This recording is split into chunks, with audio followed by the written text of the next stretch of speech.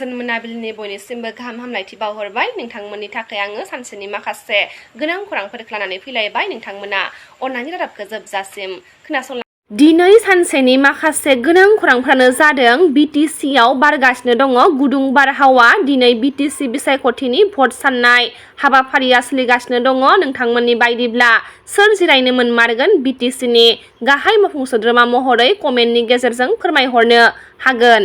10 नं देबोरगाव बियापाव third round बायदियै UPPL दोलोआ 7848 आरो BPF दोलोआ 7259 UPPL दोलोआ 589 नाम्बाराव देरहानानै दङ। आरोबाव 6 नं कसुगाव बियापाव ब्रैथि राउन्ड बायदियै BPF दोलोआ 13298 आरो UPPL दोलोआ 11682 BJP दोलोआ 8739 भट मोननो हानायखौ नुनो मोननाय जादों।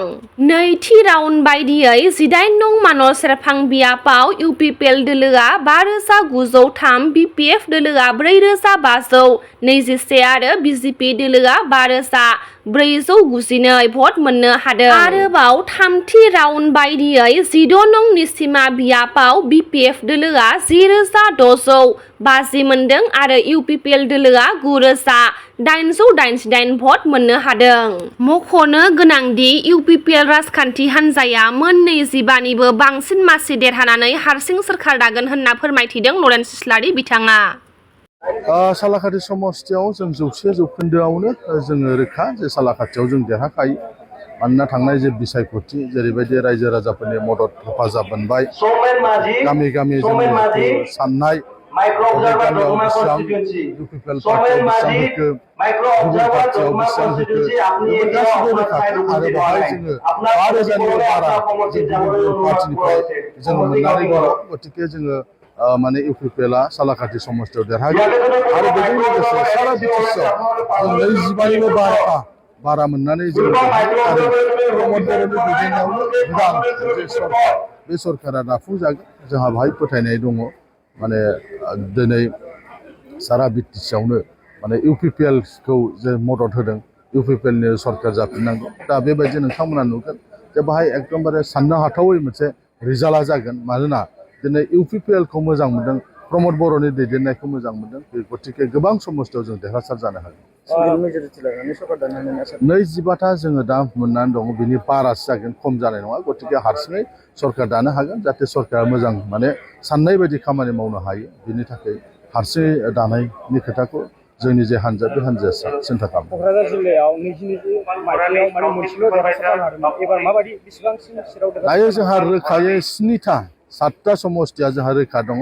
बिनि प्लास जानो हागौ, माइनास जानाय नङा। क'क्राझाराव एबार माने रायजो राजाफ्रा सोलायनाय लुबैदों। प्रमद बर'आनो सरकार दागोनब्ला प्रमद बर'नि पार्टिनोनो जों भट होगोन।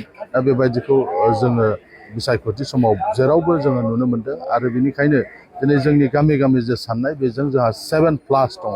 7थाखौथ' देरहागोन जों, आरो माखासे जों जेखौ 50-50 लादों बिनिफ्रायबो आरो फैदेरबावगोन। 7+ जों क'क्राझाराव देरहासार जानो हागोन। गुबुन फारसेथिं मसलपुर बियापनि BPFनि बिजाथि अनसुमै खुंगुर बसुमतारी बिथाङा गावनि देरहानाया रोखा जाबाय होनना खौरांगिरिफोरनि सोंथियाव फोरमायथिदों। UPPL दलनिख्रुइ 90था भटआव बांसिन मोननानै दोङो फार्स्ट राउन्ड बे। आरो उननि राउन्डआव मा जायो बेखौ जों नुसिगोन। दा मोजां, जायखिजाया जोङो जेरावबो बारिदों आरो फलिदों। इबार जेननायाव गैया। इबार गभर्नमेन्टआव फैनो थाखाय नाजादों बयबो कर्मिफोरा। 5 बोसोर जिहेतु जों बिर'धि हिसाबै दंमोन, खामानि मावदों ग्रासरुट लेभेलाव। बे हिसाबै आसा खालामदों जोङो सरकाराव फैनो हागोन। बे बुब्लियाव जोङो नुयो हारसिङैनो दानो हागोनखौ जों नुहुरदों। 21-22टा बे एखेबारे खमैबाबो आरो खमै लायोबाबो 21टा 22टा फैयो आरो आंनि हिसाबाव। आरो आं निजा हिसाब खालामदों मोनसे 21टा 22टा फैयो आरो बेबादि हारसिंनो खुंनो हागोन। बयबो दोङो, जों बयबो दोङो, रावबो थाङाखै जोंनिफ्राय। ओरैनो सोरबा बांसावनो हायो। रावबो सासेबो बिजाथि जेरावबो थाङाखै मसलपुरनि बाहेराव। दा नैबे काउन्टिं सिङावनो दोङो जों बयबो। दा आरो नैबे हलाव दोङो, रावबो थाङाखै दा बिदि। मोनदों, मोननायनि थाखायनोथ' जोङो बांसिन भट मोनदों। फार्स्ट राउन्डआव जोङो मालाय दलनिख्रुइ इउ पि पि एल दलनिख्रुइ जोङो 90ता बांसिन मोननानै दोङो दा आरो सेकेन्ड राउन्ड थार्ड राउन्ड बारायनो हागोन बारायनाय आसा दोङो। दिनै बिसायख'थिनि फिथाइ फोसावखांनायनि उनाव जायखिजाया हानजायानो देरहाया मानो हिंसायारि जाथाय सोमजिहोनायनिफ्राय जानगाराव थानो खावलायहरदों राजखान्थि दोलोफोरनि मावथिफोरखौ एबसुनि आफादगिरि दिपेन बर' बिथाङा।